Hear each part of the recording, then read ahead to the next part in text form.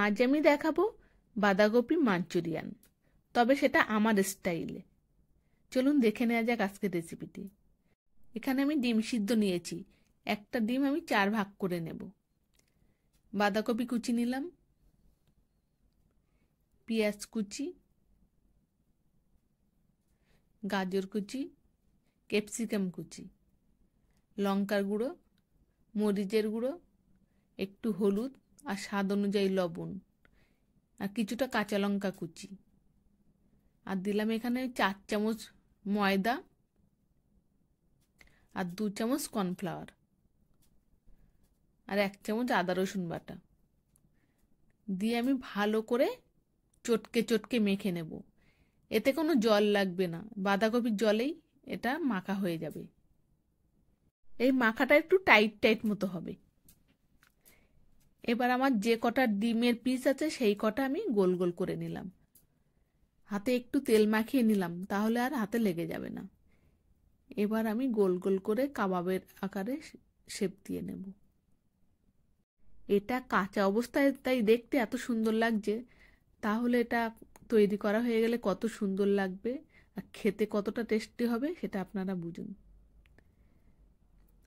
এবার তেলে আমি লাল লাল করে ভেজে নেব, একটু ডিপ ফ্রাই করে নেব। এপিট ওপিট উল্টে উল্টে লাল লাল করে ভেজে নেব।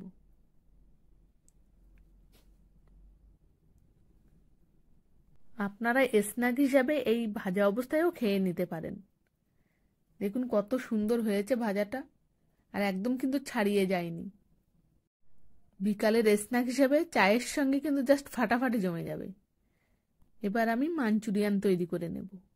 এখানে রসুন কুচি দিলাম আর আদা কুচি দিলাম। আদা রসুনটা একটু হালকা ফ্রাই করে নিয়ে গাজর কুচি, ক্যাপসিকাম কুচি আর পেঁয়াজ কুচি আর কাঁচা লঙ্কা কুচি দিয়ে একটু হালকা শ্যালো ফ্রাই করে নেব। তারপর দিয়ে দিলাম বেশ কিছুটা টমেটো সস, সয়া সস আর রেড চিলি সস, লঙ্কার গুঁড়ো, মরিচ গুঁড়ো আর একটু লবণ দিলাম। দিয়ে ভালো করে আমি মিশিয়ে নেব, একটু কষে নেব। কষা হয়ে গেলে একটু জল দিলাম, তারপর একটু কর্নফ্লাওয়ার গুলে দিলাম 1 চামচ, দিয়ে ফুটে উঠলে আমি মাঞ্চুরিয়ানগুলো দিয়ে দিলাম। দিয়ে ভালো করে এপিট ওপিট করে আমি মাখিয়ে নেব। দেখুন বাঁধাকপির মাঞ্চুরিয়ানটা কত সুন্দর হয়েছে।